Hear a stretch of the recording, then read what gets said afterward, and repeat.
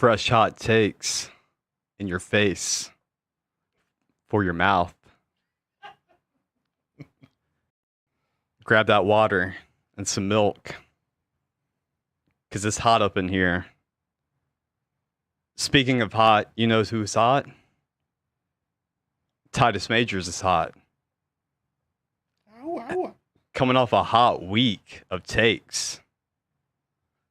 Undefeated in the past 2 weeks in NFL Monday night, Sunday night takes. You know who is not undefeated? In fact, they're the opposite of undefeated. They're completely defeated. Stomped down into the ground, defeated the Atlanta Falcons. Another team who's not undefeated is the Philadelphia Eagles. As always, I'm Levi Evans, joined by my guy, Titus Majors. This is Not the Experts. Coming at you hot and live from Butler Productions Multimedia. Boom. For the podcast listeners, it's not live for you, but you could make it live every Sunday at either 6 p.m. or 7 p.m. on Follow our Facebook and socials YouTube. to find out. Yeah, follow our socials. Instagram, Facebook, YouTube, Twitter. Yeah. Twitch Yeah, Twitter's at NTE Podcast. Like, smash that subscribe button. So, Titus. What's happening, bro? A lot's happening. Sports. Excellent. Sports everywhere. Sports all in our face. So many. Let's start it off with college football. Let's talk about it. Let's get it right. Let's get to it. Well, Auburn. You want to talk about the Auburn thing real quick? Yeah. Yeah. Yeah, we can definitely talk about that. Yeah, you go ahead. You take So this. apparently what we learned Saturday in college football is that you can fumble a snap, throw it down backwards, have it be ruled an incomplete pass Mm-hmm. instead of, a fumble because you threw it backwards, and then you get to keep the ball and then kick a game-winning field goal. Because that's just what happens sometimes in college football. You just fumble snaps, throw the ball behind you, Mm-hmm. behind the line of scrimmage. But they did get intentional grounding call. They did that much, right? They did? Yeah, they got that part. Okay. So Yeah. they got intentional grounding for a fumble. So yeah. Yeah. That's just the type of crap that Auburn's made out of, It's crap. Either That was way so you paint it, ridiculous. or paste it. I don't know what you would do with it. It's crap. But yeah, I mean, stuff like that falls in their favor all the time. It seems like that, doesn't it? It's so crazy. Yeah. Were they at home when that happened? Was this a home game? Possibly. This was against possibly. Arkansas too. Yeah. But they shouldn't have been in that position in the first place. No one should be losing the games to Arkansas, bro. Like, I don't care what year it is. Being in a tough battle with Arkansas should disqualify you from the playoffs. Yeah. That's just how I feel about it. I Even do- in this year where it's only like 7 teams in college football playing, having a close game with Arkansas should disqualify you. Yes. It was in Auburn.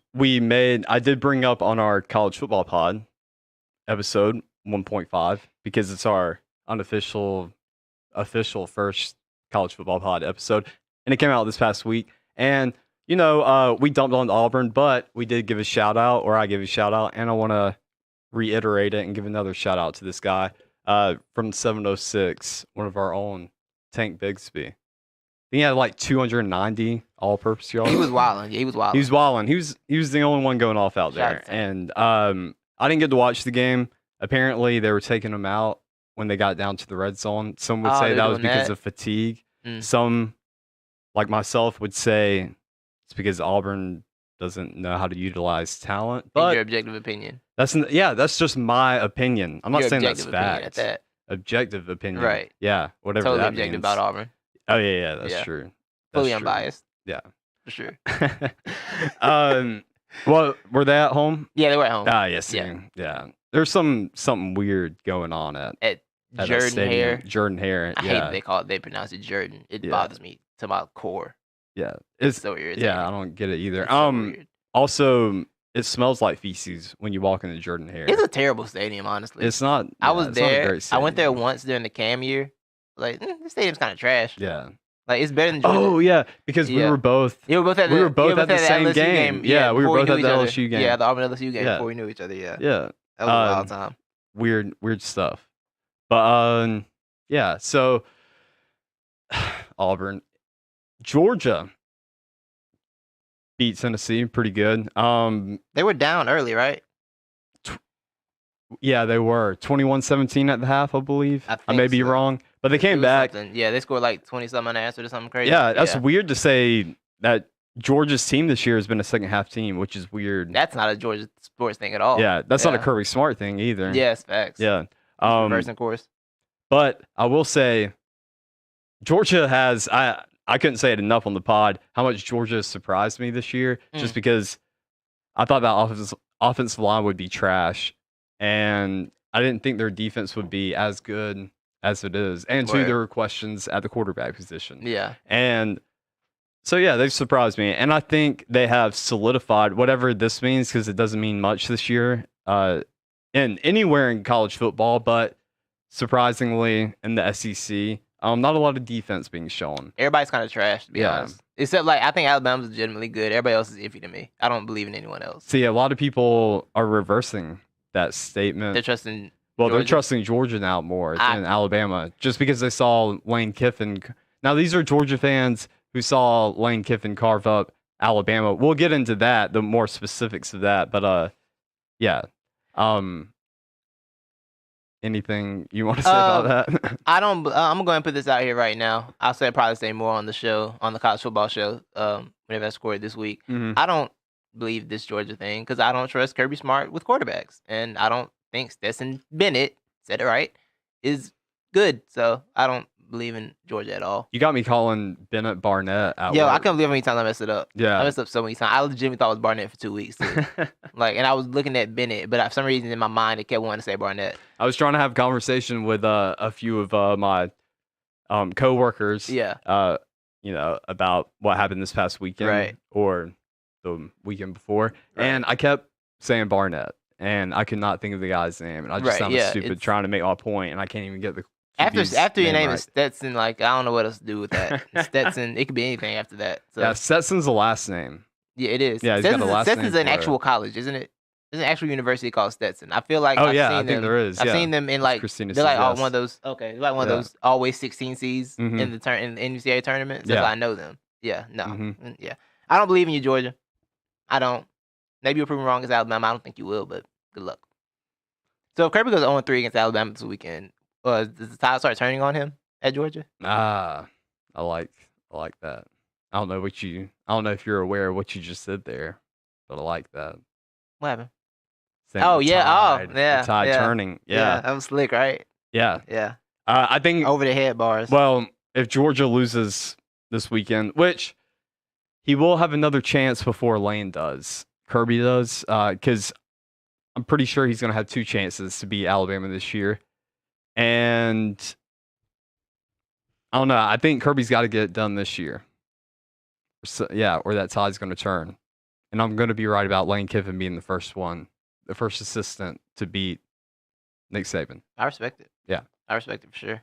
Also, Florida, I'm going to go ahead and say I'm wrong. I've been wrong about Florida this whole time and making predictions. I kept saying Florida is going to win the East, and Florida came out here and lost to Jimbo. Here's one thing about Dan Mullen. He's not an expectation meter.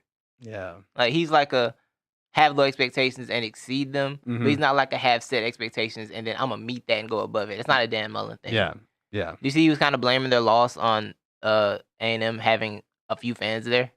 Really? Yeah, because he was trying to say they had fans, and I think we need to pack the. Oh yeah. I want the swamp packed, 90,000 strong. Yeah. How about you just win a game and shut up? Yeah. How about that, Dan Mullen?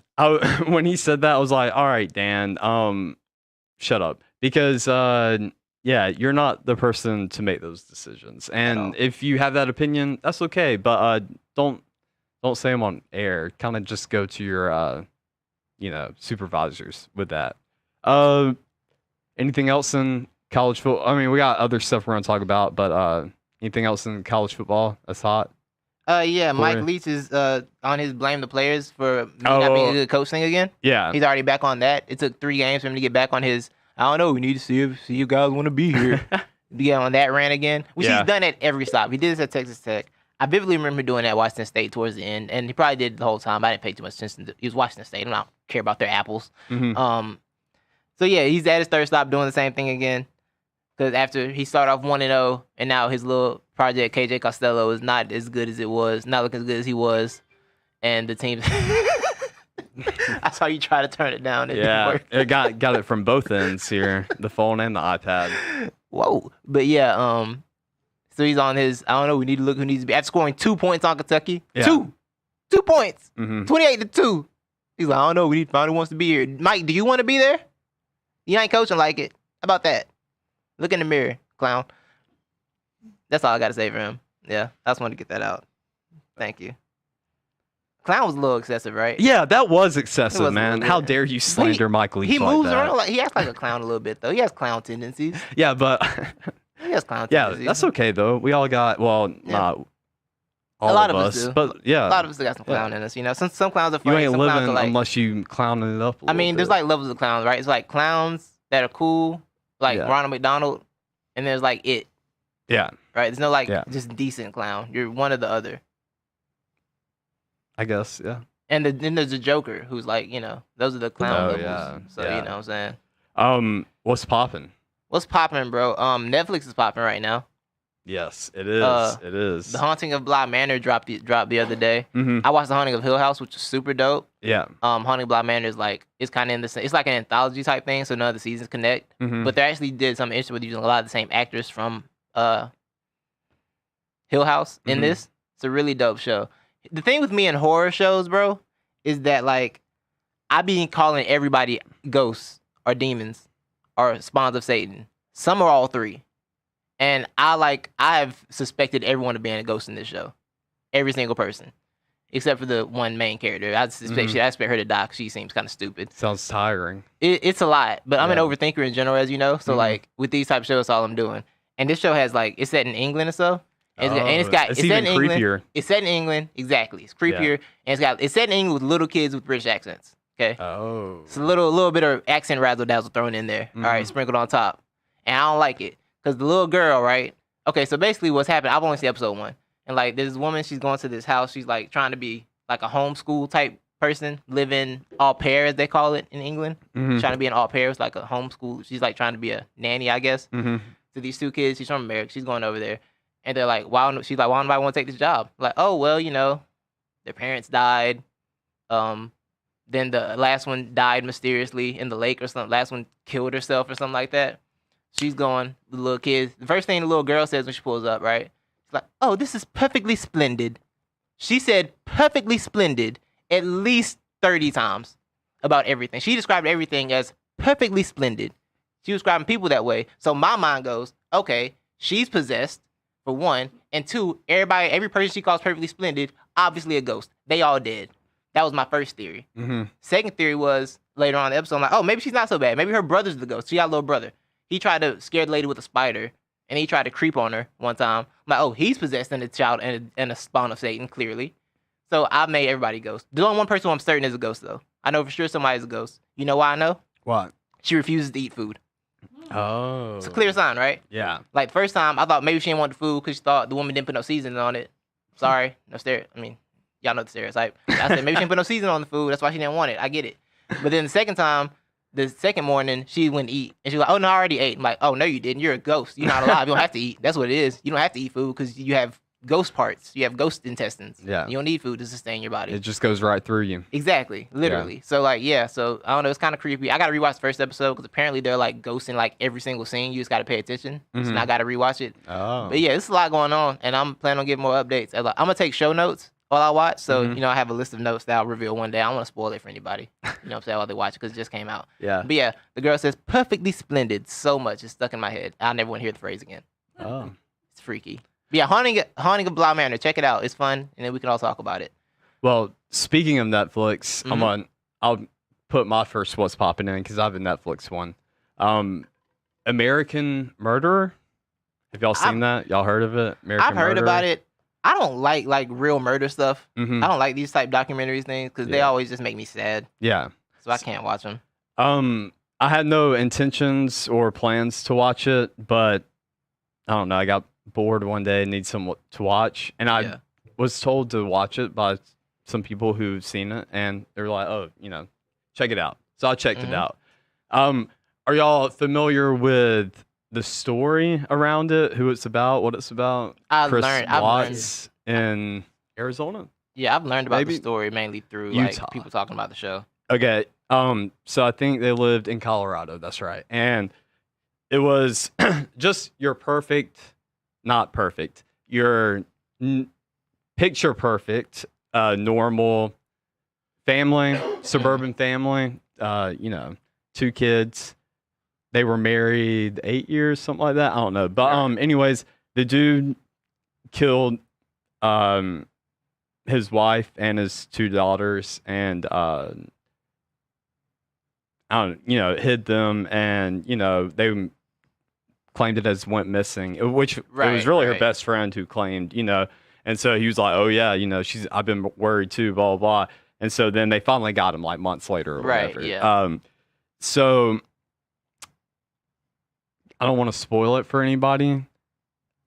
I'll just leave it with this take because you should watch it because it's interesting. It's not like any other documentary because there is everything that is filmed is either from Facebook. They're just Facebook videos that have been pulled. Yeah. Or they are news and police body cam. Like that's it. Yeah. And there's no narrator or anything. And it's all it's really cool how they piece it together. My takeaway from it, my observation of it is that because I think probably too hard about things, or I don't know. When I'm watching something, I'm really more intrigued on the why or whatever, because I'm not going into something like that to watch just to get sad or whatever. I know the story, okay? Yeah. And I'm not here defending murder. Of course, like, it was a terrible thing that happened. This is just my observation and what I took away from it. If we were Facebook friends and that was it, though, and then years later, like down the road, like after I'd blocked her from Facebook and I heard this on the news, I would just say, like, I wouldn't like be that surprised. Be surprised about what? Getting the headline, man murdered his wife, and I know them like through Facebook or whatever. Like observing the family through Facebook, because I say a lot of this documentary is through Facebook. Yeah. It wouldn't be like, oh my God, like I'm really surprised that happened because of such the contrasting personalities of the two. And all right, look, dude, it's an hour long or longer documentary, and at least half of it is pulled from her Facebook. And when you're trying to make somebody who is very to themselves and just likes to keep to themselves, and you keep putting it on Facebook, I feel like that's going to drive you kind of crazy. Or when your whole life is documented like that. So I thought it was kind of like, all right, and that's me just kind of trying to search into the whys, because that's still kind of the why, is why did he do that? And so, yeah, I mean, that's part of it. I feel like that plays into it, and it's a takeaway I haven't heard anybody really give. Probably because he killed everybody, right? Well, yeah, I mean, what? Then he killed the whole, everyone, like her and the kids, right? Yeah, but I'm saying but this is from like people who knew them though, or family members of her.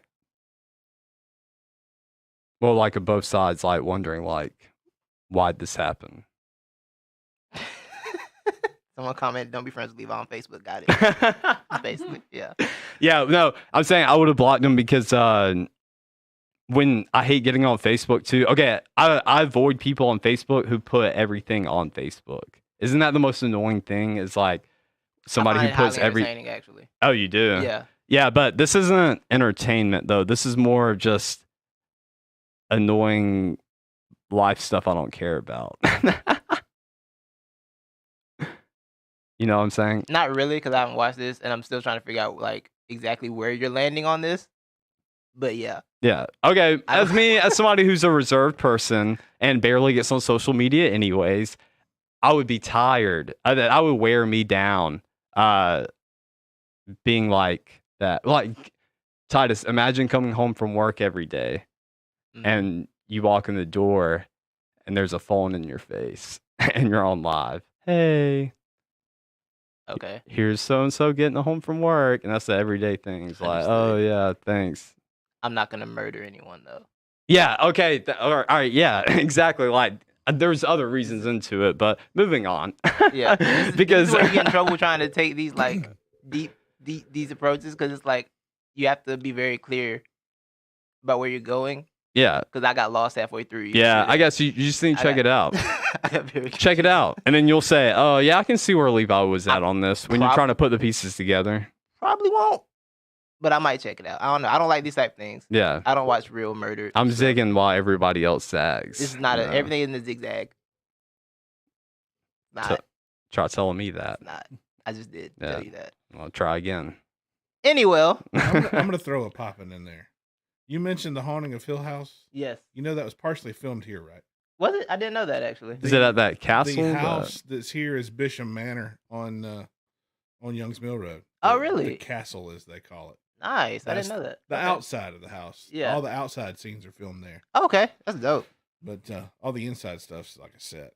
Oh, yeah. House. Wait, is that the one Wait, how long has this been out on Netflix? Hill House came out last year. 2019. Yeah, Hill House came out last year. Well, there's something else that came out on that house has been used for a lot of things, a lot of movies and a lot of TV shows. Yeah, because there was something pretty recent too that was big on Netflix that was filmed in that house. Nice. Yeah, they did. There's one specific scene in Hill House that they did they did a whole episode in like a one take. It was kind of insane. It was pretty really. Fun. Yeah, they did one whole episode in a one take on Haunting of Hill House. Yeah, I'll try and find exactly which one to tell you. They did the whole thing in a one take. It was super dope. That's I watched the behind the scenes on it. But man, you got to watch that. You can't watch it just one time.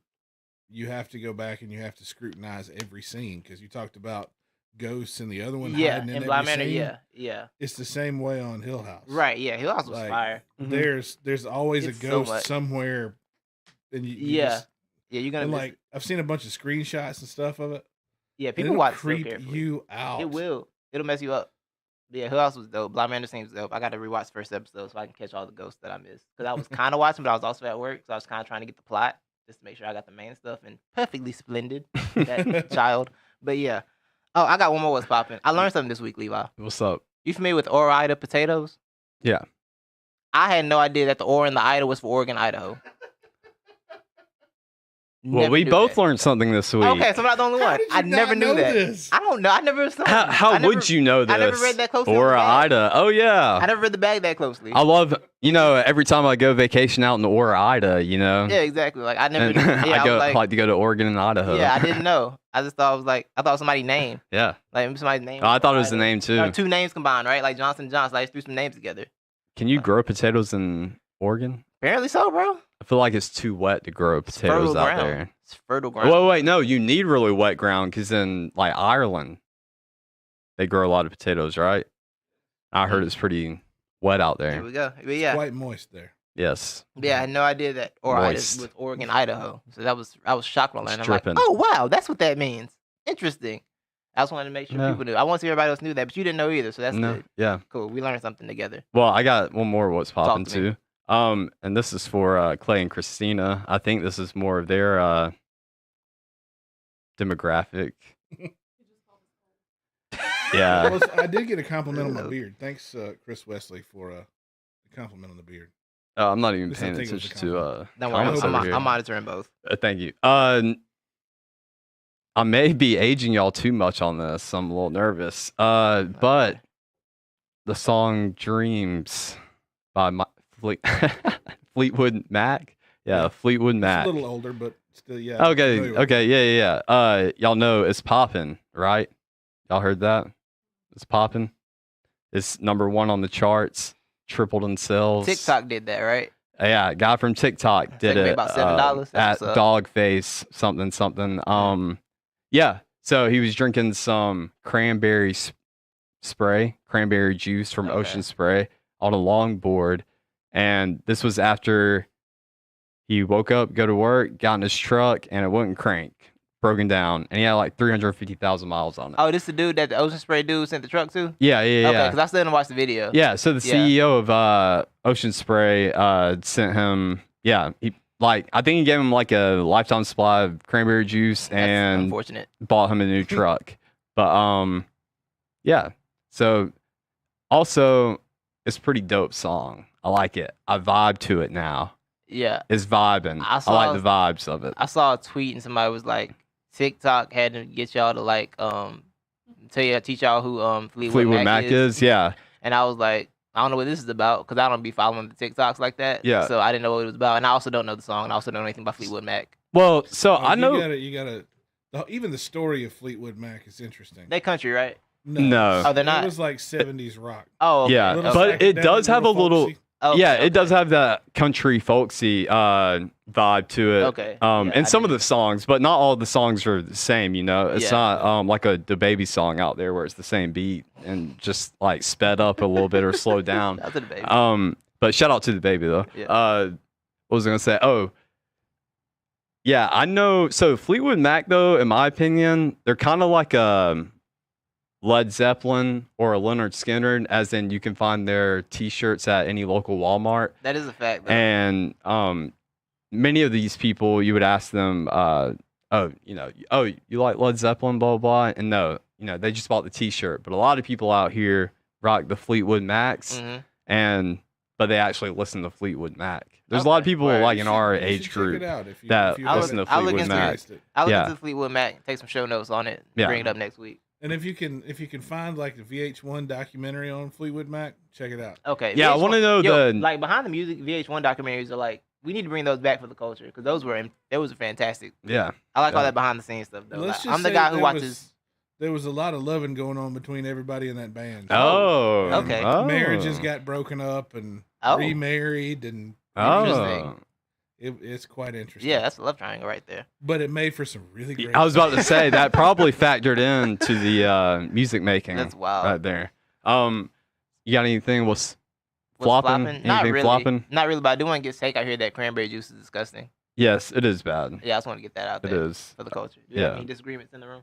No. What was this thing? Yes, it's disgusting. I kind of like it, but it's old. really bitter. Yeah. And I'm a fan of bitter things. Makes you feel like a man. Oh, okay. That's one way to look at it. A man with a wait, what do you drink cranberry juice for? Yeah, UTIs. Yeah, a man with a UTI. I was thinking prune juice for the other. Yeah. Dude, nothing's wait. While we're on this, nothing's funnier than that right there. That statement to me, a man with a UTI, because a lot of people don't think or know that men can get UTIs. Right. And down in Orlando for a swim trip, I had to babysit one of our swimmers because he got really sick, like really bad pain the night before, like the final like match or meet, whatever. Yeah. And so we had to call 911, and so he didn't get to go to the meet, and I had to stay back in the hotel with him, and we had to take Ubers to go to CVS and all that. Right. And he told the Uber driver on the way there and the Uber driver on the way back that he was like, I got a UTI, and we're like, dude, I wouldn't just be going around here telling people like, yeah, I got a UTI. Just reveal medical information. Like, come up with something else. Yeah, like just be revealing your medical information to these random people. What you doing, bro? And then you got to sit there and explain how men can get UTIs. It was made for very interesting Uber rides. He was doing a public service. He was explaining, something that people didn't think they could get. Yeah. Them, Oh, yeah. So in a way, you know what? He was spreading awareness. Yeah, UTI awareness. You know what? Hey. You know what? Let's get into the UTI business. We need to spread that awareness out here. We can be live strong. Take care of yourself. Pee strong. Oh, God. You got anything else? You got to be strong to pee strong. Do you have anything else? What's flopping is we'll move on. Okay. Because my what's flopping, I'll tie it into a different segment we got. Let's get to the headlines.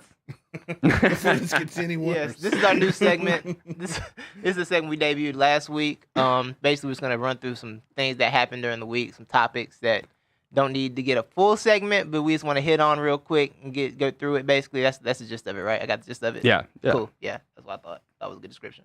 Yeah, headlines. Clayton. Get them pulled up here. All right. Stuff's jumping up on my screen. Hang on. Also, if you're watching, talk to us. We talk back. Michael Thomas will not play against the Chargers Monday night due to an altercation with a teammate in practice this week. Ooh. That's a very interesting decision for an NFL team to make. Because I feel like that's not something especially that would when it's the best player on your team. Right. Like, literally best player on your team. And makes your quarterback look at least 3 years younger. So I'm very curious as to how bad this altercation was. Because that's the thing, right? Because Earl Thomas ultimately got cut from the Ravens because of an altercation he had with the teammate, right? And he hadn't been able to get on the team since then because teams are looking at him funny. So whatever happened behind the scenes, that had to be crazy. So whatever happened here had to be crazy too. I would like to know. I can wait till the details start leaking out and find out who he fought and why he fought him. That's what I'm into. Give me the details of it. I don't know what their plan is for against the Chargers tomorrow without him. If you plan on having him, now you don't. Like, good luck. But yeah, I'm curious to know the details behind this. Maybe somebody's gonna break it. Maybe Michael Thomas went on a date with this mom's player or something, or this player's mom or something. You know, it's possible. Yeah. Or maybe said something, to him. Maybe called him his son. Said, "Go to bed." That'd be that'd be wild. Yeah. Wild. Or did he call himself the most important player on the team, and somebody got mad and felt like I had to defend Drew Brees? Drew Brees' honor. You think that happened? Yeah, somebody wanted to I like that. Yeah, wanted to defend Drew's honor, so they went and fought him. Yeah, I'm interested to see the details when if they will eventually. I feel like they're gonna leak at halftime of tonight. Or like early tomorrow morning, one of the two. Like, ooh, time to read this. It's gonna go. Yeah, it's gonna be one of the two, right? It's gonna be great. But yeah, next headline next headline. Ready? UFC middleweight Joaquin Buckley KOs with a crazy kung fu kick to the face. Bruh. He sent that dude on his Buckley. He did. With that kick. He did. St. Louis stand up. Joaquin, you played the video? You got the video? Yeah, we got some footage. Boy, look at this. Is disrespectful. Bruh, I would retire on the spot. Cause what's the point? Like, if somebody can do that to me, if somebody can just do that to me out of nowhere, like, you know what's so bad about it, bro, for this dude? No matter what he does for the rest of his career, that is going to be the highlight. That man could win. That man could go on a crazy run and never lose another fight after this for 3 years. And you know what the highlight's gonna be? Him getting kicked in the face. Yeah, just like that. You should have seen that coming though. Like, you can't see that because the way they train, you catch one leg. You don't expect the dude to spin around and kick you in the face with the other foot. You should have known that his back leg was gonna come around there though. That's not a normal thing though. Everybody can't do that. No, everybody can't do that. Everybody's not that athletic. Yeah, people aren't that athletic for real. Like, everybody's not that athletic. Normally they'll catch a leg and like if you kick them, they'll catch that leg. Like, either go for a takedown, like push you up against the cage, or like just let it go. But before you can let it go, do like, I can just spin around and kick you with my other foot while you have that foot in the air. To me, what's that's more a different level of athleticism, and what makes it even more impressive is that with that's a different angle than I've seen. Oh yeah, he actually, I didn't realize he was in the position of defense. Like, he still had his hand up. And so, I mean, you kind of see, it kind of does look like he's still anticipating it. I mean, because he's still got his, he anticipating something. Yeah, but he was still able to pull his leg in when he spun. He pulled his leg in and like just got it straight to the face. He jabbed him with his leg pretty much. And the dude's body reacted. It was like, did we get kicked in the face? Yeah. And then he fell down. Like, he had to process for a second what happened. I'm good. Yeah. You saw him. He's trying to go, I'm good. That was the Jeff Hardy, Sean. Yeah, that was a full WWE move right there. That was ridiculous. But yeah, that dude got the bonus money for performance of the night with that. He's gonna be elevated after that. So I hope he can continue a positive career trajectory after that, because he's on highlight reels now. Yeah, you the man now, bro. So go get it, make it happen. Let's stand up. What we got next? Mizzou upsets LSU 45-41. And all right. LSU is now 1-2. Yeah. So this is where that Mike Leach comes in. Oh wait, no, this was LSU lost by Mizzou. Yeah. So this is for those people out there, so-called experts, who kept saying in those college football preseason shows, don't sleep on LSU, or LSU's still gonna be back right where they were last year, contending for, a spot in the SEC championship, blah, blah, blah. Just completely ignorant of that. Program is not solidified yet into where you can say it's a year in, year out. They're there to compete for a playoff spot every year. Is it that, or did they lose a lot of talent? Well, no, and the same. No, yeah. Because they would say, even though LSU lost all their talent, because they're experts. They've addressed that. Everybody knows they lost all their talent, but they sugarcoat it and say, but we know LSU, they do this every year, blah, blah, blah. Ed Orgeron, blah, blah, blah. You sound a little LSU, salty. blah, blah, blah. You sound a little salty. I'm not salty. I'm just saying, why about that loss last year? Okay. I'll just pat myself on the back because I called this. So-called experts. Next up. Well, I don't know. Please. The people I heard. I mean, the people I listened to said they kind of expected to have a down year this year because they had lost so many people. Yeah. But they think. But I heard just as many people saying next year was supposed to be the year for them. Okay. Mainly because a lot of talent was young last year. Yeah. And I think losing Jamar Chase didn't help things. That didn't help. They had a few doubts. We have very breaking news. Apparently Dak Prescott is injured and out, and he might have broken his ankle. Ooh. So having the MVP type year too. He was, and a contract year. Yeah, yes. Cousin Sean, appreciate that. Josh, yeah, his ankle is flopping apparently. Oh, it's bad. Dang, he just missed. That is unfortunate. He just missed that segment. What's flopping? We could have thrown that in there. Yeah. Dak Prescott's ankle. That's what's flopping. That's unfortunate. Also, get well some of that. Before we move on to the next headline, I was going to put this video in, but whoever Mizzou's head coach is, I can't remember his name. He gave the ultimate post-game press conference or interview when ESPN pulls them before they run into the locker room, and he pulled every coach speak, all of them. Yeah, he was just he just came out, put the whole duffel bag out, just dumped it on the microphone. But then he pulled something new though. He did grab a card out from the back pocket. That is new. He's trying to coin a new phrase in Missouri. It is a phrase we have heard before for an NFL team that makes sense, but this one doesn't make sense. We all know, Titus, that nobody circles the wagons like the Buffalo Bills. That's their thing, yeah. And that makes sense, right? Yes, didn't the Bison back in the American frontier days circle those wagons? I really don't know where that saying comes from, but that's what I'm guessing. Is that they're the Bills, and so they circle the wagons, as in they entrap the opponent and they just kill them because. I think Buffalo killed a lot of people back in the day, and that's not what it means. Enlighten me, Clay. The wagons to camp. They would actually put the wagons in a circle. Ah, that makes sense. Oh, that adds up. That's right. What's that old game? The Oregon Trail. They did that in the Oregon Trail. I should have known that. In my extensive Red Dead, I do like my interpretation better though. But that is pretty cool though. I can go with that. Yeah.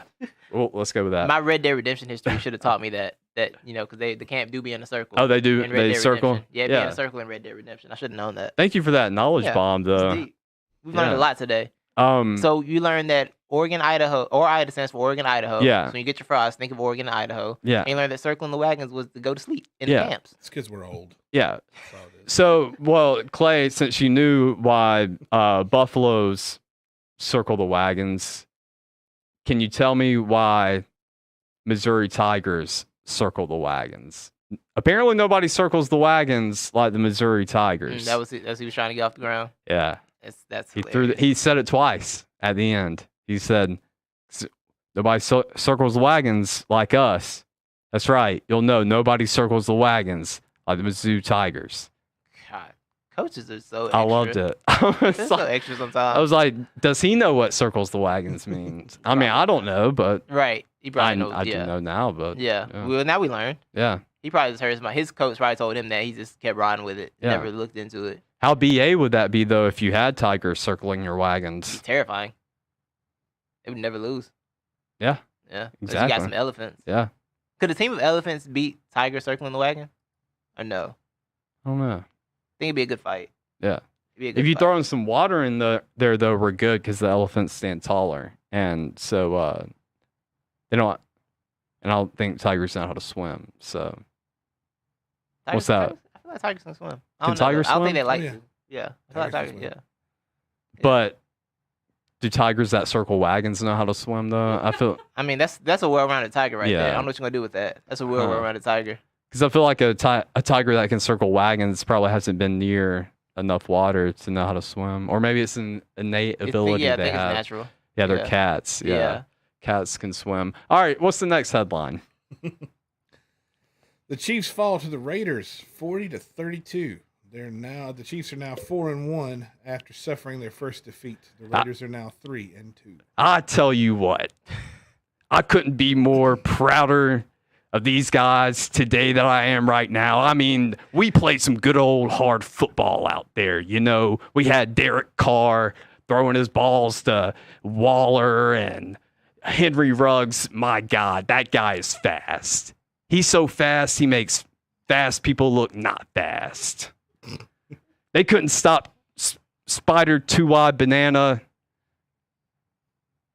That's Patrick Mahomes' kryptonite. We got the kryptonite. Go Raiders. That was my John Gruden impression. if you I guys, didn't know. Yeah. I think it was okay at the didn't know. beginning. I lost Yeah, it. you lost at it in the end, but you did start yeah. off decently. Oh, you did thank start off you. pretty well, yeah. I surprised absolutely. myself, by the way. I was like, oh, this doesn't You got sound that Yeah, bad. you got that I tell you what down. Yeah. That's really the key. Yeah. That's really the key Yeah, to it. If you yeah. get that part, everything else is extra. I tell you what. Yeah. So I think it's kind of going how I said. Like, I never predicted the Chiefs going undefeated, but I did say, like, I feel like if you beat them, you kind of got to look into it, or it's kind of like having one of them days you just catch them. And it's like the Chiefs caught them. You know, the Chiefs caught them today. I mean, the Mhm. Raiders caught them. And the Raiders, I don't know what to do because I don't think they're a good football team, but I don't think they're like bottom of the barrel. Mhm. But I think they can give you issues. But if they get into the playoffs, I feel like they get smoked 35-7. Yeah. So I don't know what to do with them. But the Chiefs I think they got a short week this week. I think they're still playing the Bills Thursday. I don't know what the NFL is doing with that because the NFL schedule has been so screwy and terrible this year Mhm. because they didn't have any protocols and plans for Corona. Mhm. So I don't really know what their game plan is. But I think they'll bounce back. Be very interesting. Now, you kind of sound like Vince McMahon. I'll say that. Yeah. Can Chiefs swim? Because I was going to propose the question, who would win in the fight, Raiders or Chiefs? But then Raiders are also on boats and they're out in the ocean. So would Chiefs be able to swim out to get them? Or they'd be Could in Native Americans swim? canoes or something like Could that. Native Americans swim? Is that what you're asking me? And fight. Pretty sure they could fight. Who would win in the fight, Raiders or Chiefs? I don't know. It depends. Depends on what was happening. Chiefs Cannonballs would be the or ones attacking arrows? the circled wagons. I mean, the Oh. Raiders. The thing is, the Raiders would have to be invading from foreign shores, so they wouldn't know the land like the Chiefs would. That So- yeah. So- You know what? I would give the Chiefs the Yeah. advantage Yeah. with that, and yeah, I would say the Raiders too.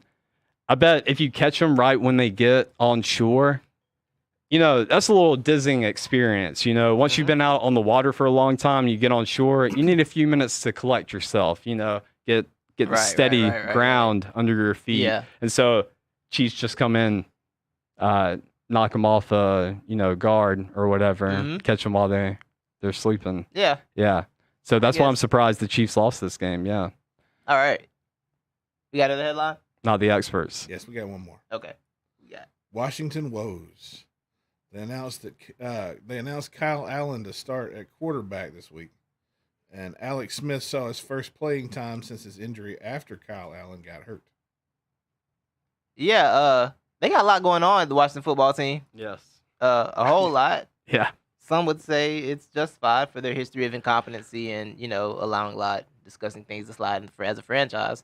But this quarterback situation, boy. Mm-hmm. First of all, making Alex Smith the second string quarterback against the Rams seemed kind of cruel. Mm-hmm. It seemed kind of cruel, not only to him, but also to Dwayne Haskins. Like, dang, y'all that done with him, I know Rivera liked Kyle Allen when he was at Carolina, even though I didn't think he was good there either. But he wasn't doing bad, but he got hurt, and then Alex Smith came in the game, took 6 sacks, and got up, so that's good. Mm-hmm. Because I was scared for him taking sacks. I was scared for him to play football again, honestly. Mhm. Because the way that leg, almost losing your leg having multiple infections makes you think you don't think you need to be back here, and to having your leg wrapped up because you couldn't move around properly. But I'm glad he's back. I'm glad he's able to be healthily play football. He might not ever be like the same, but at least he can get on the football field. I'm happy about that. Mhm. But woo, that's a bad situation, dog. Yeah. I don't know if you saw it, but they're kind of doing the thing with Dwayne Haskins that Washington does anytime a player is like not as good as they thought they would, where they start sources just start talking about them badly in the Washington Post. Mhm. They're kind of doing that thing with Dwayne Haskins I saw this week. Like, oh, they're in this phase of Washington already. I don't know what to say about that franchise. They're a dumpster fire and a waste of space.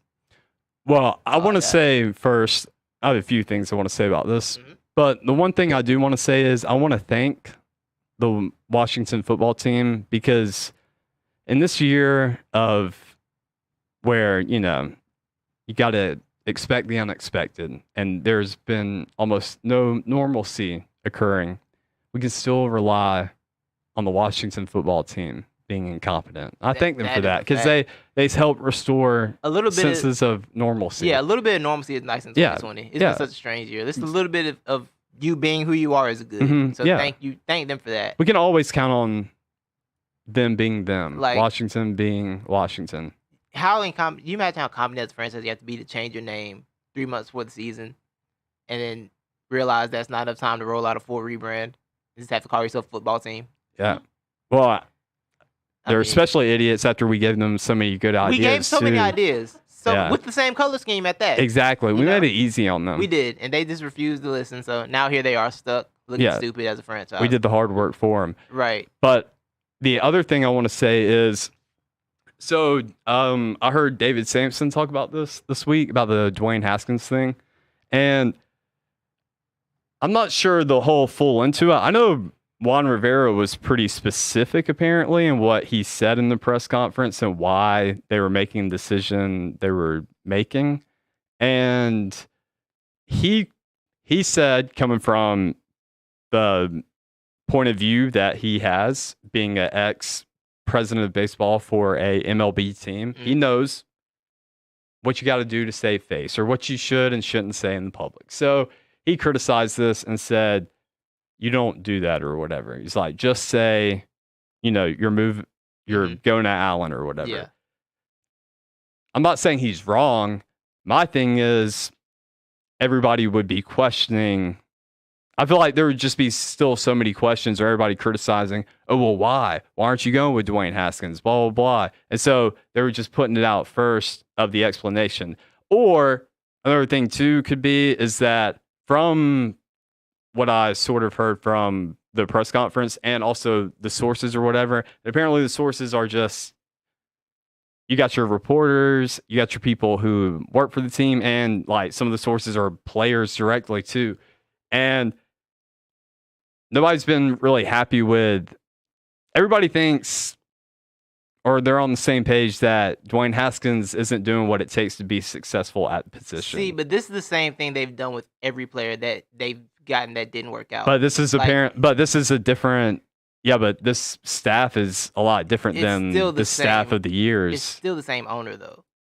Like it's still the Dan But- Snyder organization, and it's still. So full you of think Dan incompetent Snyder people. told Juan Rivera to say I don't those put things? any stock in. No, I don't think any stock in anything that happens from the organization, because they just have a history of this. Like this is who they are. They've been this for years. Yeah, An incompetent dumpster fire who leaks up to the media when a player doesn't work out the way they want them to. You know what I'm saying? Like I don't put stock in the player bashing type thing yeah, as like being real. And I think realistically, it's from Sam's point of view. I didn't hear what he said, but I feel like from Sam's point of view, it's probably like you saying that publicly is gonna damage your ability to get anybody else. Well, it's no, Even bad-mouthing it's a not. player- Well, it's actually more of damaging the ability for Them to trade him. for Dwayne Haskins to get picked up by any team Yeah, or but whatever. Yeah, for sure that. But also like if Dwayne Haskins has an agent and his agent has other NFL players, Mhm. and you see the way Washington's treating this specific player for you, I'd be like, I wouldn't try and send a player to Washington after that. Yeah. You know what I'm saying? Well, I brought this up earlier in the year. I think we were talking about draft or something. I don't know. We were talking about preseason football. Mm. And I brought up the point, a story had just came out about how so apparently they got Dwayne Haskins tested for dyslexia because he was having a really hard time like understanding the playbook or reading the playbook. And did they reveal? Did they say that recently? That was months ago. I I brought didn't that know up. No, like we talked about this on the show months ago. We sure? I don't remember that. Yeah. I feel like I would have been mad. And you said, oh, well, we probably could attribute that to the fact he is an Urban Meyer quarterback. Oh, I do remember saying that part, but I didn't remember the dyslexia thing. Yeah. Why did they reveal that publicly? I'm mad. I should have been mad about that. Why did they reveal that publicly? That's weird.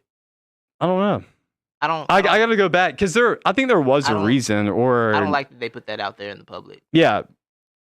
That's strange. Yeah, it is, but I don't know. I think it was a question or something. Because there was a lot of question about why they didn't put Dwayne Haskins in earlier or whatever last year, or everybody was wanting Dwayne Haskins to be played, and they were just trying to explain look, this guy has had. Didn't he start? I thought he started the season last year. Oh no, Alex Smith played for a little bit, so he got hurt, right? No, Alex Smith's been out. 18. Yeah, I thought he started last year. I don't know. He may have, but okay. So it was like a lot of underachieving, but anyways, the whole consensus has been that he's I mean, to be a quarterback, dude, like everybody expects you, especially the most successful ones, they tell you they spent hours and hours into watching film. They spent hours and hours studying the playbook. They spent hours and hours going one-on-one with their receivers. They were the first ones there, the last ones to leave, and there wasn't an ounce of that shown of Dwayne Haskins. So I just feel like according to and according to his teammates too. The sources. Who are apparently teammates. I just don't put stock in that stuff, bro. I really don't. Not from that organization specifically. Okay. Because one thing, no one in that, like I said, they have a new organization, right? Yeah. New people in the organization. But like I said, it's still the same type of behavior there. And none of those guys have any investment in Dwayne Haskins. Rivera didn't draft Dwayne Haskins. Probably didn't want him. He has no reason to say anything good about him because he didn't want him in the first place. Like, he's not going to get fired this year because Dwayne Haskins isn't good. He's going to be like, that's not my guy anyway. That's like new coaches always do this with the quarterback if they're not that good, right? Like, new coach gets there, they're not the quarterback they want. They just throw that quarterback to the wayside and be like, it's not the guy I wanted anyway, and then push their responsibility off of them. So I just don't put stock in this. I don't like this. Oh, he's not working hard enough narrative. I just don't ride with that. I don't.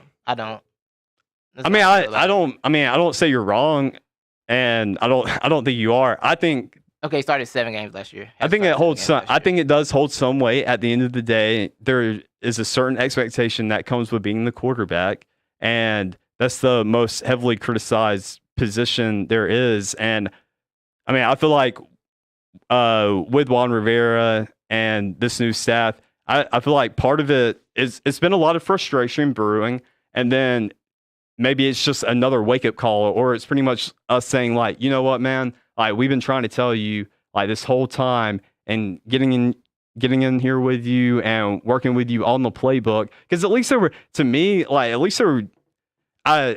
agree that I got to go back and look at why they even, told reporters that they got him tested for dyslexia. But I feel like in that sense, at least they did consider that, and instead of just ditching him, saying, "Oh, this dude's stupid" or whatever, he can't even read a playbook. At least somebody had the foresight. It was like, "Hey, well, maybe this dude has dyslexia or a reading disability or something," and so they went and got him tested. So, I mean, I don't think the staff made zero efforts into making this dude better, because them making Dwayne Haskins better makes them better too. I'm not saying they're making efforts. I'm saying they're definitely putting effort into tearing him down and making him look like he was just the worst thing in the history of football. Yeah, they are putting effort into that. Okay. Because they had no investment in him in the first place. So like, I just don't trust those. I just don't like those he's not working hard reports. I just don't. Yeah. I don't put any stock into it personally. I mean, I feel like, yeah. I mean, I get it. I get it. I distrust of organizations in general, and that one specifically. I feel like it's because I saw them do the same thing to RG3.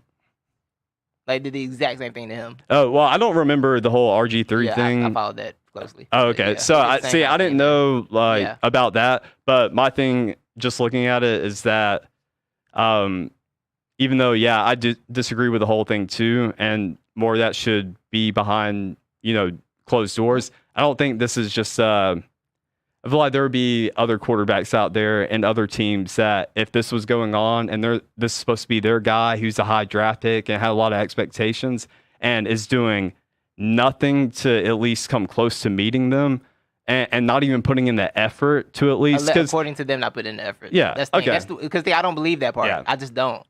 Well, I guess we'll just end the conversation because we're just going in circles. Yeah, because, I don't believe that's the core of this. I don't believe anything. I don't believe anything. I mean, I just don't think. Yeah.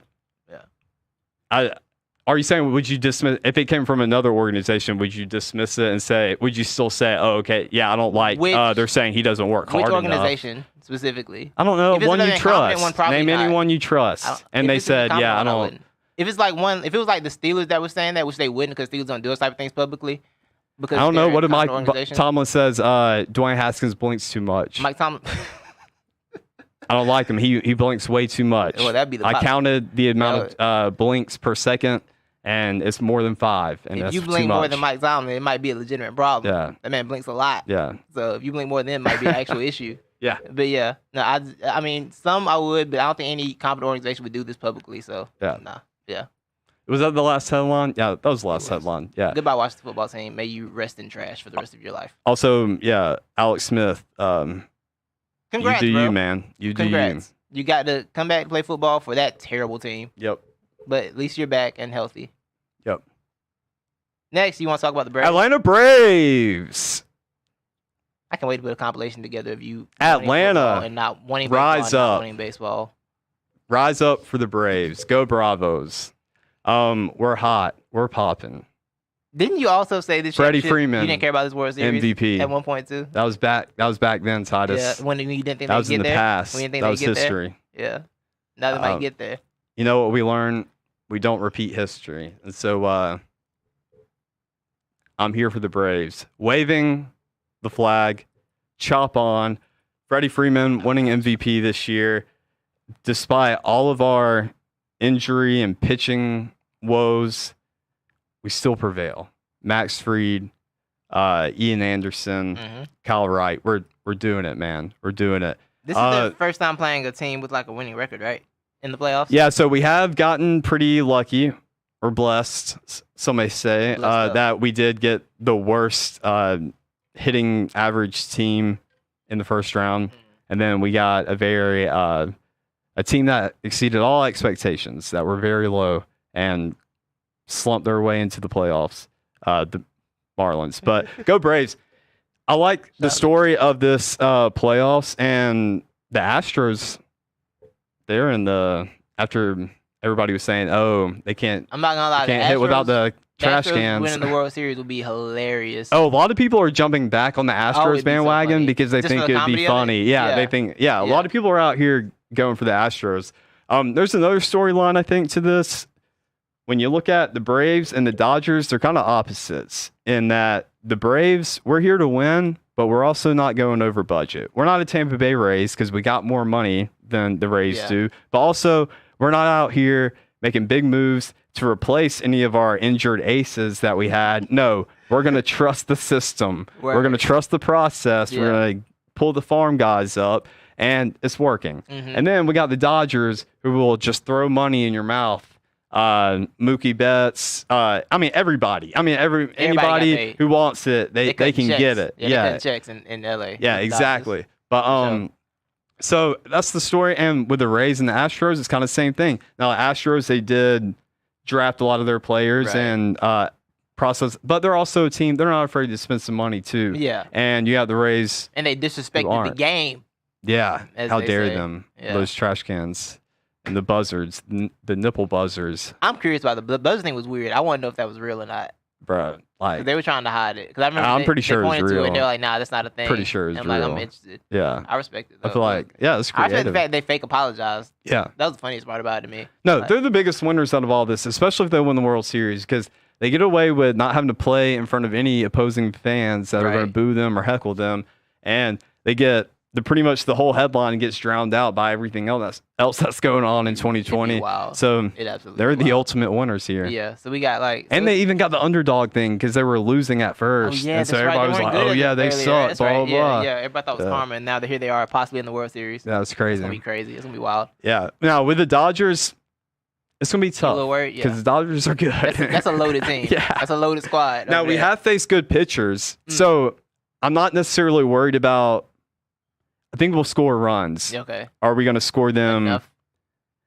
Yeah, some games we're gonna face some shutouts probably. Yeah, like that 1-0-14 in thing is not gonna be the move. Yeah. Yeah, it's not a thing you need to exactly. do. So I think what the key for the Braves is the nights that the bats are hot, you better not brave it up and leave runners on base because the Braves are really good at getting runners in the position and doing nothing with it. So you got to capitalize on what you get from these pitchers, Braves. So yeah, go Braves. I'm not gonna make any predictions. If you want me to make one though, Braves in 6. Braves in 6. I like it. Yeah. Go with your squad, bro. Go Bravos. Go with your squad, sir. I respect it. Got an expert of the week? I do have an expert of the week. Expert of the week goes out to a homie of mine. We've been cool since Aaron Murray was at Georgia, and we would slander him. Yeah, we've been cool since then. Goes out to my guy, and he actually said the quote tweet. I met him on Twitter for some other stuff, but then he quote one day we just bonded over slandering Georgia. The night Georgia lost to Boise State, remember that day? Yeah, we were having a slander fest. I think it was Boise State, and he said Aaron Murray and UGA are 1,937 in big games, and I laughed for about 5 hours because I was like, I love this type of slander. It was great. So I want to give a shout out to my man Kazadi. He had his birthday today. Happy birthday. And he got engaged yesterday. Salute, bro. Happy birthday. Happy engagement. And go check out his podcast, Stacks and Cap, on all your podcast platforms. So yeah, salute to you, bro. You're my expert of the week. Congrats. All that good Stacks stuff, and man. Cap. Yes, sir. I like that. Yeah. My expert of the week goes to the one and only. Talk to me. The Kiff Dog. Kiff Dog out here like a bloodhound, sniffing out Alabama's defense signals. Told you, man. I told you. And I don't think you really believed me that I had reason to worry or sweat. Well, I was playing Ole Miss this year. I think I was talented enough this year. Okay, but the thing is, I saw it, but I didn't think it'd be this season. Does Lane Kiffin need that much talent, though, to do what he does? I thought he would against Alabama. Do what? I thought he would against Alabama. I told you, man. I'm just used to Alabama taking teams that are supposed to be good and just stomping them into the ground. Yeah. That I just assumed that would happen again. So I've been holding my Alabama takes because we talked about college football earlier, and I did not address this game. Right. Here it is. Here's the address, people. I'm going to look at you because I see all you Auburn fans out there, Florida fans, Georgia fans. I know we're major sus, okay, with a capital S-U-S on defense. And this isn't news to me, okay? So you're just preaching to the choir. It's time to fire Pete Golding. We got to get him out there, okay? I was not on the Pete Golding fired bandwagon last year because I'm a decent human being. And I took into the fact that half our defense was injured. And our defense coordinator is a first-time defensive coordinator. We're going to have some growing pains. But I think the sample size is big enough for us to pack your bags for you and send you on your way to wherever you came from. Now, I'll give a little comparison. This is how Alabama is on defense. So last year, we were really bad, okay? We were big butt. Over the offseason, we got a little reduction surgery. You know, we still but we just not as big of a butt as we were last year. But with Alabama, though, our offense, Mac Daddy, my boy Mac Daddy out here, like a true Mac Daddy, spreading his balls to anybody who will receive them. Najee Harris running like a Heisman winner. Alabama, Steve Sarkisian, Nick Saban, we doing it, baby. We still winning the ship this year. So you did all that just to say y'all gonna win the championship? Yeah. In this, I mean, I wanted to address the haters out there who were talking about, who said, "Oh, let me hear about that defense." Oh, somebody did say on Facebook. Yeah. Ty Johnson, I think. Yeah, he's an Auburn fan. Yeah, he did say that. Yeah. So I want to ask a question about this defense thing. Do you think that it's just kind of difficult? It's just more difficult to play defense in this era. Like, do you think you can really have a dominant defense in college football? So I think the whole traditional SEC, and I think I kind of Well, I wanted to hint towards that earlier when I said there's pretty much no defense this year in the SEC. Yeah. I think that's just where it's moved to. Right. But like the way these offenses are able and the way the rules are geared towards, I feel like it's really difficult to have a dominant defense against capable offenses. Yeah. Like what Georgia's doing. Now, yeah, I mean, that's very evident. And just look at 10 years ago, even if you just look at the size of these players and like what positions they're in, you got dudes now who are defensive ends who, you know, in the past, they would be middle linebackers or outside linebackers or whatever. Like, that's just how they're shaped. Or even bigger, in the secondary. It's like a serious thing. Yeah, exactly. Serious. Yeah, exactly. So I think the SEC, even though we've hung our hat on that, is like, oh, the, you know, running up the middle or the, you know, we're more physical or whatever. Right. I think it holds true because we still get the talent. Like, the SEC pool is just a better talent of football.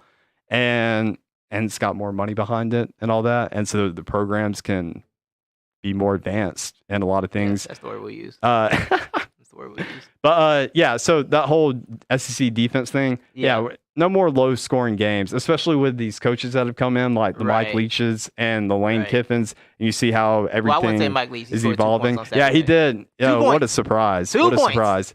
But yeah, so that's just how the game's evolving in general. For sure. So the SEC is going to evolve with it. Yeah, I just want to get your thoughts on that specific thing. Because I know defense, I feel like being a defense coordinator is much more difficult, but also like you don't want to see your defense bleeding out every single week. Yeah. So it's a really weird balance. But yeah, I'm with you. I'm with you. You know what I'm saying? Good luck to everybody when they have the playoff with 3 teams or whatever's going to happen with that. I still know how that's going to work. I don't think they do either. Oh, and I want to say really quick, I do believe that Lane Kiffin had our signals. I don't know if he already had the signals going into the game or he had, which you do have coaches. Look, signal call, I'm not mad. Okay, just because somebody is saying that, oh yeah, we're pretty sure that Lane Kiffin had our defensive signals, don't take it as, oh, it's an excuse. No, still be better. It's a part of the game. Stealing signals is part of the game. You're supposed to be more complex and be ahead of that. And so that's another big reason why I think Pete Golding should be fired, because if you think the other coach is stealing your signals, then, buddy, you got to have backup plans or some type of change, and nothing changed. So get out of here, Pete Golding. Who's your not the expert of the week? I'm going to give my not the expert. Oh, hold on. Sorry, we have comments. Let's see. About Dak, Kyle, we don't know if he's out for the year. Goran Dragic is active. I don't know if he's going to play tonight, but he's active tonight. And Frog says that Trevor and Travis will dominate Bama. That's what he says. I just want to let you know that. Frog says Trevor. I wouldn't be surprised because they get a whole cakewalk of a season to warm up for the playoffs every year, so it's whatever to me. You played Ole Miss, bro. Played Ole Miss. I want to see Clemson play. I want to see Clemson play Lane Kiffin, Ole Miss, bro. Alabama's played Ole Miss, Missouri, and who else? Texas A&M. Okay, so nothing. You haven't played anything. We got Georgia next week. Yeah, we'll see what's up with that. That's like the only other good. Who's better, Miami or Georgia? Miami or Georgia? Probably Georgia. Maybe, I don't know. Okay, so Miami's quarterback's probably better. Well, that's a better team than what Clemson's going to play this year. I'm saying, like, you don't act like you had a magical schedule this year, like some gauntlet that trashed West with Arkansas and a team that scored 2 points. Yeah. 2. Yeah. Anyway, my not the expert of the week is the Lakers fans who were sending death threats to Danny Green's girlfriend. Relax. I understand you were mad. I was mad, just as a fan of basketball and people making open shots. But let's not be weird, okay? Let's be normal. Mm-hmm. Don't be a bozo. All right. There's enough bozos in the world. You don't have to be one too. So I just want to give them my not the expert of the week, because that's corny. My not the expert of the week are Atlanta Falcons fans. I'm not in this group because months ago I proposed the question, or a few questions. Why are our expectations high? What did Atlanta do to improve this team to make your expectations so high? Didn't really get much feedback on that. Nobody could really tell me, oh, yeah, well, we went out and really got so-and-so who's going to help us out. No, I mean, we did nothing over this offseason. I said the Falcons would finish third. So I'm not going to say I'm an expert because I got that wrong. We're going to finish last. So I don't know why we had such high expectations. That's just what I'm wondering. But I get it. It's Atlanta. We're cursed. So part of the fun is if we're not going to win, then let's just drown in misery and turn that into a underwater party, whatever. But yeah, so also for everybody saying let's fire Dan Quinn, no, that is the wrong move to make right now. Let me tell you why. Is this one of your zags again? One of your zags? Yeah, but I'm about to tell you why though. We're 0-5, people. Let's forget the playoffs. Oh, okay. I see where you're going. Let's forget the run. I see where you're going. We need to maintain that defeated streak. I don't want to see one in that W column. Protect the tank. We're tanking for Trevor. Everybody say it with me. Tanking for Trevor. Oh, you're off the Tank for Trevor. Tank for Trevor. And then you fire Dan Quinn right after the season ends and we go completely defeated. That's when you fire him. Okay? We don't fire him now. We don't try to turn things around. We don't try to do this. Ooh, we came back after being 0-5. We're in the playoffs. Because let's be real. If we got to the playoffs, we're not doing anything in the playoffs anyways. We don't have the personnel, the talent for it. Get out of here, Atlanta fans. Listen to me. Tank for Trevor. Matt Ryan's 36 years old. I know he's a previous MVP. He's good. Tank for Trevor. So you think drafting Trevor Lawrence is like the move for the Falcons? Yeah. But what about the rest of the team? I feel like the move for the the Falcons would be to trade the one pick and get a bunch more picks. If they tank, get the number one pick, you trade that pick and get like no. You get when you got a Trevor Lawrence on the board, you get Trevor Lawrence. So you're gonna have Trevor Lawrence and still a trash defense, and then do what? I'm okay with that because we're building. We'll have a new head coach in. We got to build. We can't just pick up and run. We're gonna have to do a little rebuilding. Dimitrov make the picks? We're also pretty old too, so Dimitrov make the picks. He's not gonna help. Yeah, we can fire Dimitrov too. We can get him out of there too. Yeah, because I know he'll spend that number one pick on a wide receiver. Yeah, I don't see. Yeah, I don't think I'm good with your tanking strategy. Because I mean the season's over anyway. I mean 0-5. You know, there's no point trying to have a rally the troops thing. Yeah. Except for the fact your quarterback and your best wide receiver are kind of old, and you'd like to see them go out happily instead of depressingly. But I don't think Trevor's the move for the Falcons. I don't. But we're all entitled to our own opinions. But anyway, Dan Quinn's out. Dan Quinn is probably gonna be fired today or tomorrow. It's reported by the Athletic. Yeah. So not the expert, Arthur Blank. Hang on to those L's. Now it's 7:14. 16 minutes away from Heat Lakers. I kind of botched this because I was supposed to intro with Heat Lakers talk, but I went to college football talk. Yeah, I saw on the side scroll. So okay, I guess what we're doing. Yeah. So now this is when we're supposed to talk college football. With last week's slideshow. Oh, it did. Okay, so I knew I wasn't that crazy. I was like, hey, I tried to fix it, but it was too late. Oh, okay. Well, look at that. I experted my way through that. We're professionals, bro. So if you want to hear our after game reactions of the last crazy game 5, yeah, you can go check that out. One of the best games in NBA history. One of the best finals games like ever. Yes. Straight up. Do you have you still got Lakers at 6? Yeah, I had Lakers at 6, so my pick is actually still in play if they go and close out the night. But I also had a hedge that said don't be surprised if the Heat win. But because I've been on such a nice streak with my picks, I will not be claiming the Heat thing. I will not claim it as my main pick because my main pick was Lakers in 6. So I will respect the picking overlords and just go with my main pick, which was Lakers in 6. Yeah, I realized I made the mistake too. I claimed on that pod that I had Heat in 7. I had Heat in 6, right? Oh, yeah, it was Heat in 6. Oh, okay. Yeah. So, I mean, I'll be kind of right if I got Heat, but yeah, it's not going to happen in 6. Right. I don't know if they're going to pull this off tonight. It'd be a lot. Like, Jimmy played 47 minutes last game. Yeah. And I just don't know. I don't know if he can give you. I don't know if he can give you that much again, right? Yeah. But the other thing is, like, the Lakers announced some lineup changes. Dwight Howard is not starting. Caruso is starting in place of Dwight Howard. I personally thought they should have maybe gone Kuzma instead of Caruso, but I think Kuzma gets more burn. Like, I think Kuzma has potential to be like. I think he's good enough to where he's gonna make the shots that those other dudes don't want to make. He got that I don't know enough to not. He got that I don't know enough to be scared type energy. You know what I'm saying? So I don't think he misses that shot if he's open. I'm not a fan of Kuzma. I don't like him that much, like personally, but I think he's a decent basketball player. He's done very well in the bubble in the playoffs. Like he's stepped up defensively, offensively. I think he needs to get some more touches. Yeah. The Rondo thing, him and Rondo, when Rondo comes back, his game always goes down. Kuzma's game always goes down, and Rondo wasn't great the other night either. But they got to get somebody. Somebody got to be third option, man. They got to do it. They just got to make it happen. If they don't have a reliable third, well, you know who's been the reliable third? KCP. Yeah, which is surprising. And all right, so it's been a while since I've actually genuinely gotten mad. And okay, so this was weird. I think it was just a long night for me Friday night.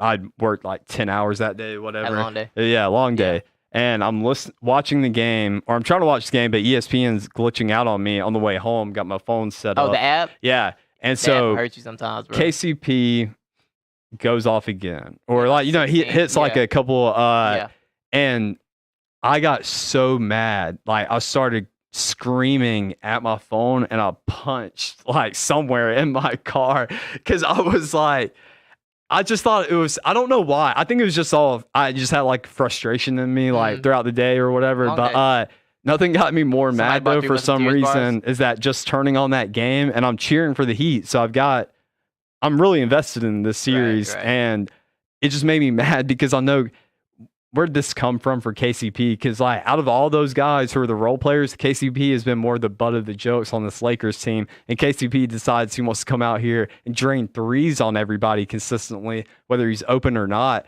And so it just made me so mad because I just feel like that always happens to the teams I'm cheering for. It always happens to them where you get these crazy performances out of the people you don't expect and it costs you victories. But it didn't cost us victory that time. But I raged on that. First time in a long time. It felt good to rage for sports. I like raging for sports. KCP shot 38% this year from three. He was kind of consistent. Yeah, but for some reason, he's still the butt of people's jokes. Yeah. Probably same people who criticize LeBron for passing the ball when he's had 4 people on him. Probably them. LeBron? You got, you want to... NFL talk. Well, wait. Oh, this game? Yeah. Oh, you want to? Yeah. I think the Lakers, for them to win, they need to start playing better defense. Like the defense is what got them here. This whole we're trying to be this offensive thing that's really cool. That's not what got them here. What got them here was playing crazy defense on Damian Lillard and CJ McCollum. What got them here was playing crazy defense on James Harden and Russell Westbrook.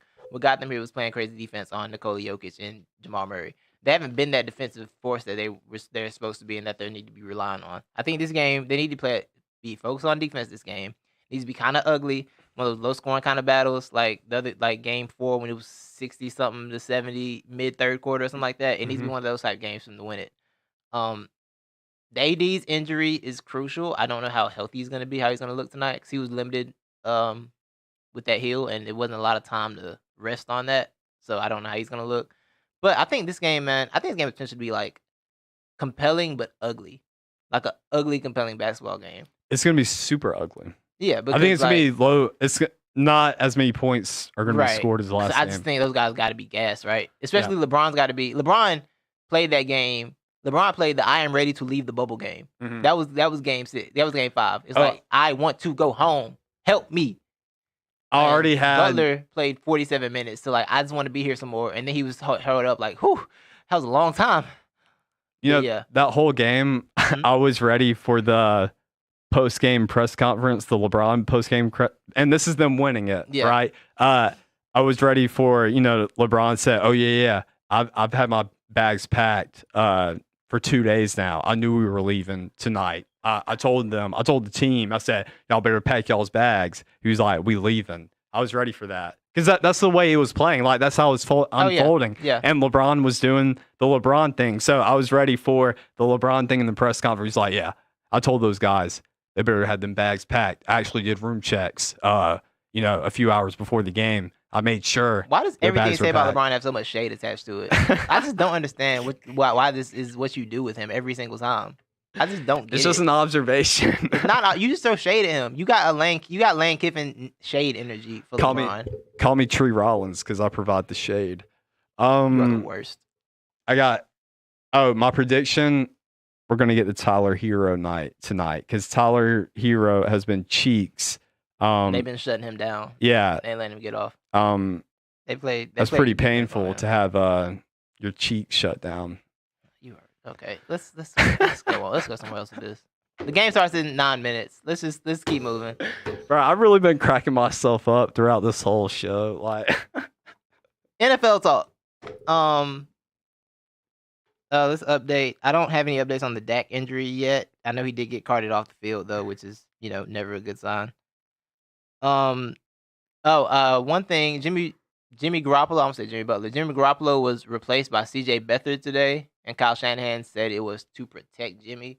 And I think what Kyle Shanahan meant was it's to protect him from me because if he throws another interception, I'm going to choke him. So I think that's what Kyle Shanahan really meant there from reading between the lines. And the 49ers were beaten by the Dolphins 43-17. Yes, lost to Ryan Fitzpatrick 43-17. Fitz magic. Whew, that's Put some ugly. respect on that name. The Giants have a 3-point lead on the Andy Dalton-led Cowboys. With 5 minutes left, Dallas has the ball. Let's see what Andy Dalton does with that. The Browns are beating the Colts with 2 minutes left. It is a Levi. Can you guess what kind of possession game Phillip Rivers is in right now? Can you guess? Is it down by 4 or 7? It is 6. Oh.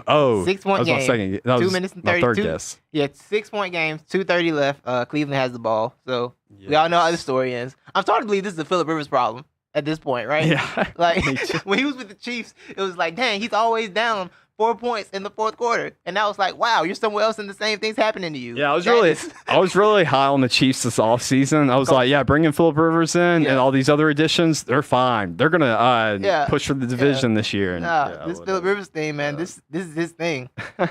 So yeah, those updates. The Jets in the battle for winless, in the battle for maintaining the tank, the Jets have lost again. Are the Jets going to maintain the tank better than the Falcons? Yeah. If they keep Adam Gase, right? They are, yeah. Yeah. Because they're going to keep Adam Gase, and we're going to fire Dan Quinn. I can't imagine having 16 games Adam Gase. Yeah, me either. It's a disaster. The Texans won their Texans got their we fired our head coach, yay, victory. That's what I call it. We fired our head coach. Yay. Victory. That's what they got today. They beat the Jaguars 30-14. The Ravens beat the Bengals 27-3. The Rams beat the Washington football team 30-10. The Eagles lost to the Steelers. Can I comment on the Eagles game right fast? Yeah. I wasn't too upset about losing to the Steelers because I think the Steelers are legitimately a good team. They were a tough matchup. I do want to say the officiating on those pass interference calls was terrible on both sides. They were just calling the most ticky-tack pass interferences. Like, it was like, sometimes they let a little hand fighting go. They're like, nah, if you touch him, it's a flag, bro. Oh. You touch him, flag. I think there were 5-6 pass interference calls in the game. 5 or 6. All right. That's one thing. Secondly, hey, Jim Schwartz. When there's 3 minutes left in the game, right? And Chase Claypool, incredible rookie for the Steelers. A rookie wide receiver that catches passes. I don't know what that's like. Mm-hmm. When he's going off for about, I think he had about 100-some yards, 3 touchdowns, something like that. What you don't want to do, Levi, this is me. I'm not an expert, not an NFL coach. But what I wouldn't do is I would never put my worst linebacker on the field in single-man coverage against the other team's hottest receiver for the day. I wouldn't do that. You know who would do that? Jim Schwartz would do that, Levi, in a 2-point game, a winnable situation. And you know what happened? They said hike. Nathan Gary stood there for another second, and by the time he realized what was happening, Claypool was gone. It was like, oh, they hiked it. He's like, I'm going to wait for him. Oh, he's past me. I don't know what to do now. So that's what Jim Schwartz did today. So thank you, Jim Schwartz, for always being your terrible self and being carried by just having a monster defensive line that saves you from being terrible. Now, I will say, my boy Travis Fulgham, fresh off the practice squad for the second week in a row. You like know how many yards he had today? How many? 10 catches, 152 yards. Oh. I love that kid. Wow. Love that kid. So that means this is another practice squad player doing better than the receiver that we drafted. J.J. Arcega-Whiteside had a catch today, Levi. Oh. 1 catch, 37 yards. And guess what? Guess what that catch was for? Touchdown? The end of the half. No, it was the end of the half. He caught the ball with 4 seconds left. We didn't have any more timeouts, right? It was a nice catch. I'm gonna give him that. He caught 4 seconds left. And guess what he did? Well, like I said, it's 4 seconds left, and they have no timeouts. So you kind of want to fake rush up there, like you can spike it. Maybe you get a chance. You know what he got up and did? What's that? First down. Oh. That's what he got. And he realized, oh snap! Everybody's trying to hustle. He's gonna do this. I know he don't catch so many passes, so he probably didn't understand how football works. He's not really, he doesn't understand the game of it. Cause, he's just not good. He probably still thought it was college where you get a first down and then the clock stops. But he's even when he's useful, he's useless. How are you useful and useless at the same time? Bro, when you finally get that one opportunity though, and you capitalize on it, the few seconds after that is it's a little holy crap, I did it. That's right, I did it, and I'm gonna let people know I did it too. And another thing, John Hightower's hands stopped working in the end zone. Like I don't know what happened. The ball was thrown in the end zone. I love how all these players you name sound foreign to me. He did because we have a bunch of practice squads. Yeah. He did this, and the ball landed somewhere.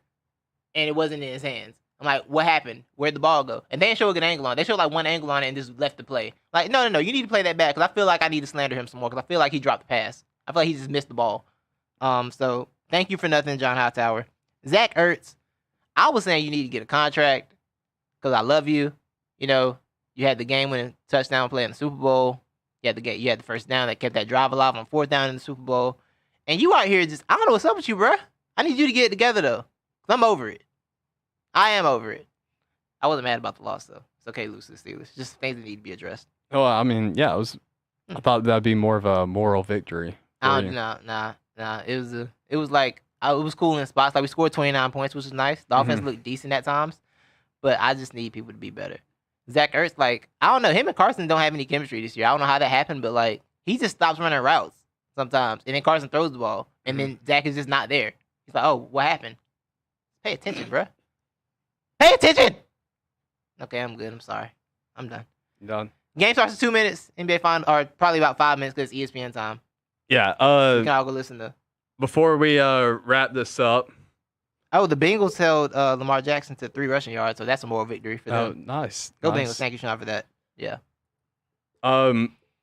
Titus is on a hot streak. I think you're 5-0 in the past 2 weeks. Yes. Something like that. Correct. Yeah, and I didn't do the numbers this week, but I'll have them for you next week. Talk to me. But we're beating the experts. We are smoking them.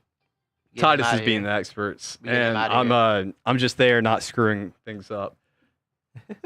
Let's see. Oh, and you're the only one to go 3-0 last week. Woo! Every single one of the experts had San Francisco. I did it again. Yep. Did it on Monday night. Now we did it on last Sunday. So who you got for Chargers Saints? Chargers Saints. I guess I'm gonna go. I'm gonna go Saints. Saints. I'm gonna go Saints because I think they'll be able to confuse Herbert enough as a young quarterback, and this might be one of those rallying games where it's yeah, we don't need you, Michael Thomas. Yay! Might be one of those type things. That's my new thing I'm gonna do.